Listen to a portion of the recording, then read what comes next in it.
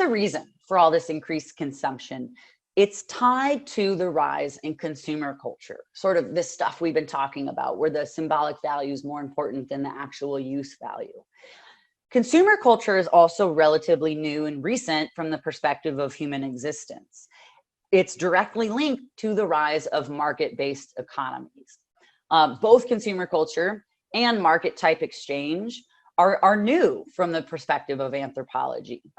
And so anthropologists have identified sort of three main types of exchange categorized among all human societies throughout space and time. In chronological order, these are reciprocity, redistribution, and also market exchange. Here, the other two are on the slide for you. So reciprocity has been around forever. It exists in all societies, including our own. We practice reciprocity. And also small scale societies like the Kung practice, they're dominated by generalized reciprocity. Redistribution occurs next. It's not as long-standing as reciprocity. It requires a certain form of social organization be present in order for redistribution to occur. Redistribution, taxes in the US is a good example of redistribution, and that's the main form in this country. People contribute goods or crops or money, in our case, to a common pool, and then the centralized authority then reallocates those resources, money, back among the broader society based off sort of cultural values and norms and ethics of the society. So there has to be some sort of centralized authority that has the power to redistribute resources on behalf of the group for redistribution to take place. So you don't see it in really the tribal world or small scale societies like the Kung. It doesn't emerge until you get larger, more sedentary settlements like horticulturalists, sort of gardening, and especially agriculture, farming. You have to have some sort of centralized authority that has power to collect stuff and then redistribute it. And then market exchange, which really only arises in its fully fledged form in the last couple hundred years, the fully connected global market economy. So it's very recent, very new. So is consumer culture. And both market exchange and consumer culture, it lies in very stark contrast to the way in which humans exchanged goods and services and attained well-being for the most of our existence. So very new and very different from the way we've exchanged goods for the most of our time as a species. I'm going to switch over to the whiteboard for a sec so I can write some stuff down for you guys. So there is three types of exchange: reciprocity, redistribution, and market. Within just reciprocity, there are three different types. The first is generalized reciprocity. Balanced is the next type. And then the last and third type is negative. This is a lot harder than it looks, okay? Negative reciprocity. Generalized reciprocity. This is when two or more individuals or groups exchange goods back and forth. It could be food, it could be other objects, and there's no necessary expectation of a direct or equivalent return on that. You might reciprocate that item or that favor sometime in the future. Maybe it'll be of almost equal value, maybe not. Generalized reciprocity. It's not exact, it's not balanced, it's sort of more generalized. So for example, the Kung practice generalized reciprocity. This dominates their economy. They share with each other. So the Kung hunter goes out and comes back and shares meat with the other villagers, knowing that when that hunter comes back a few weeks or a month and they're empty-handed, the other villagers are going to share with him or with her. And so they share, so that in this way, everyone eats and everyone's needs are taken care of, and they share with each other knowing that these other people will share with them when they're in need. It's a generalized reciprocity, this generalized sharing. And the Kung don't come back, the Kung villager doesn't come up and say, hey, I gave you 4 kilograms of giraffe meat and I want exactly that amount back, right? No, it's more generalized than that. Oh, here's some bush foods. Oh, hey, here's some meat, maybe half a year later. They share. We also practice generalized reciprocity in our own society. Gift giving is a really good example. So when you exchange gifts with your parents or siblings or other people you're close to for holidays or special occasions, that's a form usually of generalized reciprocity. In general reciprocity, it's something you practice with people you're close with. Relatives, close family members, maybe close friends who we often kind of consider like our family, people that you're emotionally close with, you practice generalized reciprocity. So for example, like on Christmas, you've been practicing this with your parents, hopefully for a while. Maybe your mom or dad, maybe not these days, but when you're younger, gets you a gift, right? Maybe it's a new, really nice, like a new phone or a TV or something. And you also totally got your parents a gift, and you made your mom just a gorgeous, you know, macaroni necklace, and she just loves wearing it.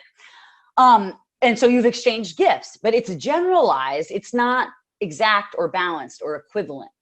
For example, your mom doesn't come back to you the day after Christmas and say, you know, Savannah, I love my macaroni necklace, but you owe me about $799, right? For the difference of what I got you. It doesn't work like that. It's more generalized. People share, they exchange, they may or may not return the favor equivalently at some later time. It's for people that are close. Balanced reciprocity. This is something that you don't practice with close family, people that you're very close with. It's for more distantly related people. So acquaintances, neighbors, coworkers, maybe friends. Balanced reciprocity, two or more parties, individuals, groups, exchange objects, goods, it could be money. The exchange is equivalent, meaning roughly equal, and there's a return on that exchange of equal value, either immediately or at some agreed upon time in the future. And so it's balanced in the sense, I give you something, you give me something of equal value back, either now or at a future time. It's balanced exchange. An example, ethnographic, from the Trobriand Islands in the Pacific. In the Trobriand Islands, they practice something called the wasi.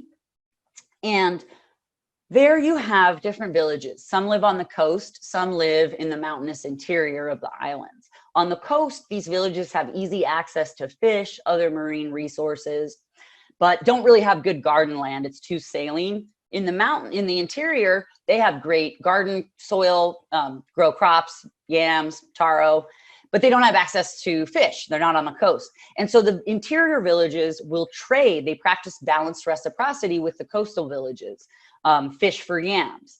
And in this way, not only does both parties get something they need that they otherwise couldn't get, it also establishes a social bond, an alliance between the villages, if you will, so that the future foundation of gift exchange or exchanging goods is built on that. So next season, they can do the same thing. They've now created a social bond. In our own societies, we often practice balanced reciprocity with friends. So for example, and some of us have had someone like this in our life, you have a friend that always calls, always has a problem, which, you know, what we all go through stuff. Always, you know, complains, just always, but never wants to know how you're doing. Always needs a ride, always takes a ride, but never offers to drive, never is able to give you a ride. Always lets you pick up the tab, always lets you buy the drinks. I'll get you next time, but you know that they won't because they never do. Just eventually, what might you do? What might you do eventually? This person never reciprocates, never returns the favor. Here they are calling again. Eventually, what might be sort of your reaction or your response to that? And I'm asking. Maybe feeling used. Yes, exactly. Sort of feeling used because the exchange is no longer balanced, right? And so it's something you practice with people you know, because there's a certain amount of trust that that favor actually will be sort of returned.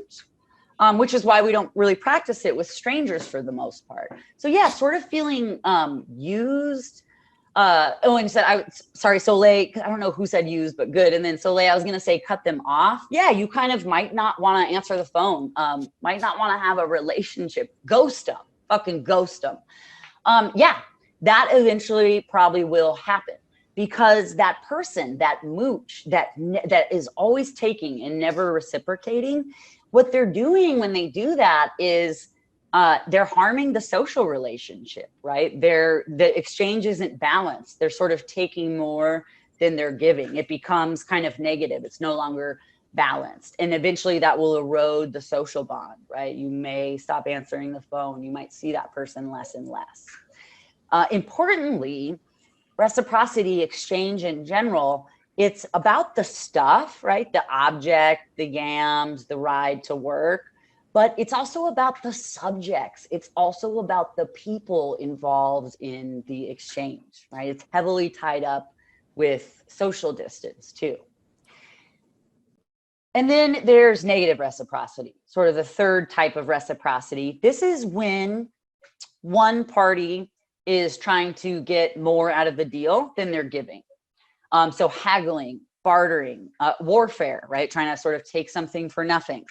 These are all good examples. And it's something that you don't practice with family or with people you know, because you'd be hurting that person, right? It's something that's practiced with sort of strangers, people you don't really know, right? You might try to haggle when you go to a used car lot or something like that. And so someone in the exchange, one of the parties is harmed in negative reciprocity. There's a cost incurred. Someone's not getting a good end of the deal. And so there's a harm done to one of the parties. So that's reciprocity, 3 types. And then redistribution. Just real quickly, again, people contribute resources, money, food to a common pool. And those resources are then redistributed back out among the group. In the US, taxes is our main form of redistribution. We all pay taxes, money, and it's redistributed based off sort of 2 main things in theory. Based off social needs like infrastructure, airports, roads, clean water. So the money spent on that. And then also helping vulnerable groups and individuals like elderly or after natural disasters. The money's not always used for these purposes, kind of like how Bodley talks about the elites, right? May not actually be using the money to benefit society. It might be, hey, here, vote for me and I'll deregulate, your industry so that you can make more money. So it's not always used in the right way. There's also redistribution in non-Western societies, non-industrial. Tribute is a major form. So tribute in ancient chiefdoms like the Aztecs or Inca or Maya, everyone contributes crops or goods, and then it's reallocated based off relative needs. So the food producing people, contribute food, feeds those that do not themselves farm, etc. It's a way to redistribute goods among the society so that everyone's needs are met, at least in theory. And so with both reciprocity and redistribution, which characterize the majority of our existence, market exchange has only been around a couple hundred years. In reciprocity, redistribution, exchange is tied up with the stuff, the objects, but also heavily tied up with the subjects, right? The people actually involved and the social relationships. And so in market exchange, this isn't really true. The focus becomes on the object, on the commodity, and what its value is in the market. How much money can you get for it? What's the price? What's the value in the market? And this shapes social relationships in certain ways. One aspect of the culture changes, it has consequences for other aspects. And people become kind of an impersonable variable in market exchange. They're kind of left out of the equation. The focus isn't on the people or the subjects, it's on the objects, the commodity and the value, the price in the market. I like to draw a parallel between negative reciprocity and market exchange. It's my own parallel. Negative reciprocity, there's harm caused to one of the parties. There's a cost incurred. Someone's getting the shitty end of the deal. There's a harm done to that party. In market exchange, there's also a cost, a harm done. But in market exchange, that cost, that harm is externalized outside of the parties directly involved in the exchange.